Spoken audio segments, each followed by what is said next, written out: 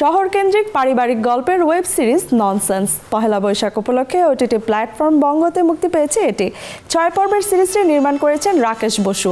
এর বিভিন্ন চরিত্রে অভিনয় করেছেন জাকিয়া বাড়ি মম, ইন্তেখাব দিনার, আয়েশা খান, নাজিবা বাশার, মিলি বাশার, শহীদুল আলম সাচ্চু, টনি মাইকেল গমেজ সহ অনেকে।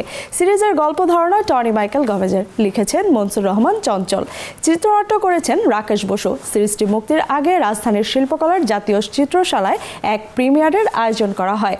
এতে সিরিজের শিল্পী ও কলাকুশলীরা উপস্থিত হয়েছিলেন। একটা ডার্ক থ্রিলার মুডে সবাই আছে বা অ্যাকশন ড্রিভেন আমরা আমাদের এবার ঈদেও দেখেছি, সেটা থেকে ভিন্ন স্বাদের একটা কন্টেন্ট, যেটার মধ্যে একটা সাধারণ পরিবার আছে, একটা সাধারণ পুরুষ মানুষের জীবন আছে। কাজটা করতে আসলে আমরা ভীষণ আনন্দ পেয়েছিলাম, কারণ প্রত্যেকটা সিনের গাঁথনি এত ভালো ছিল। এটার জন্য আসলে টনি ভাইকে ধন্যবাদ জানাতেই হয়।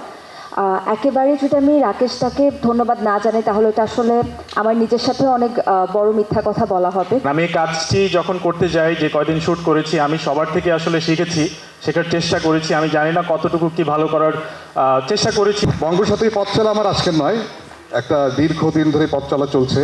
আবারও থ্যাঙ্কস আমাকে এই যাত্রায় যুক্ত রাখার জন্য। আমি নিজেকে বঙ্গ পরিবারের একজন মেম্বার বলে আমি মনে করি। আমাদের দৈনন্দিন জীবনে যে নুইসেন্সগুলো ঘটে সেটাকে একটুখানি দেখানোর চেষ্টা হয়েছে বিভিন্নভাবে।